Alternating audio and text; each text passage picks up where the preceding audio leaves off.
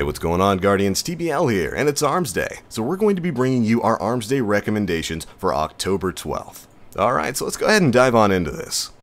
First up on our list are the Haka Lyudmila D pulse rifles, and I've got to say, none of which are very interesting this time around. The first roll does have glass half full, but really nothing else to give it the boost of stability that high impact pulses kind of need. The second roll does have head seeker as well as full auto, which is really interesting, but again, no real boost of stability there, which, with a full auto pulse, you're probably going to be wanting.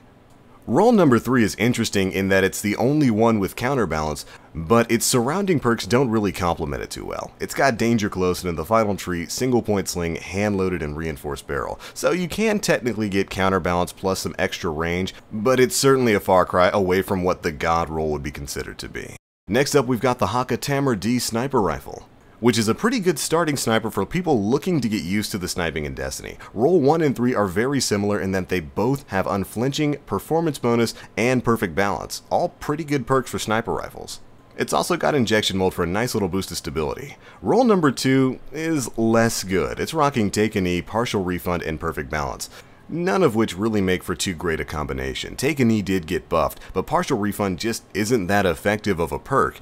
And if we were to compare the two guns here, roll number 1 and 3 are easily better than roll number 2.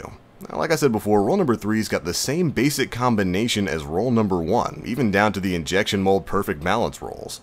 The main difference here is just in the element, so if you're going to be picking up the Tamar D, roll number 1 or 3 would definitely suit your purposes. Alright, next up we've got the Suros ARI-45. This is the medium impact auto rifle from the Suros family. Roll number 1's got hammer forged and reinforced barrel, but finishes things up with rodeo, which, as we know, isn't really the best perk.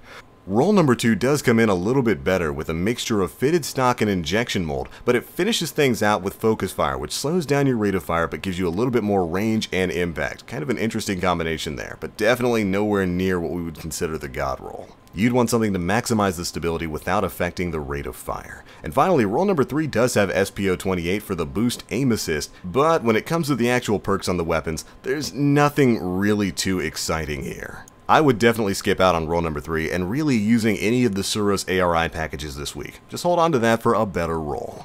Alright, next up we've got the Suros ARI-45. Roll number 1 comes with SPO28, Hammer Forged, and Reinforced Barrel, and finally Hipfire, making for an interesting combination there. Hammer Forged and Reinforced Barrel are basically going to max this gun's range out, but Hipfire is kind of an interesting perk for a high impact auto. Now, conversely, roll number 2 is going to be rocking fitted stock as well as injection mold for a big boost of stability there, but it finishes things out with Private Eye, which increases your zoom whenever you're crouching. How often are you crouching with an auto rifle? Finally, we have roll number 3, and this is the big kicker this week. This thing has got SPO28, perfect balance, speed reload, hand-laid stock, and outlaw, meaning you're going to get maximum stability at the slight cost to range, as well as the benefit of outlaw, which is a great perk on whatever you can get it on. If you're looking to pick up a Suros ARI-45, this would be the roll to do it on. Alright, and lastly we've got the Ufern HC4, of which none of the 3 rolls are really very good. All 3 came with good sights, either Sure Shot or True Shot, but they all mainly focused on stability rather than range. And as we know, without range, these hand cannons basically don't do much. Hold on to those Ufern packages until next week. And for the test weapons this week, we've got 2 Crucible primaries and 3 PvE weapons.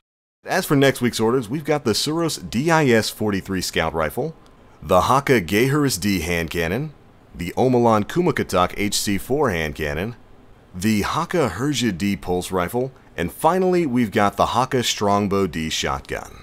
But alright Guardians, that's pretty much it for this week's Armsday orders. Be sure to let us know if you picked up any of these down in the comment section below. And of course, thanks so much for watching Planet Destiny, your guide to the Destiny universe. And as always, I am the Black Link.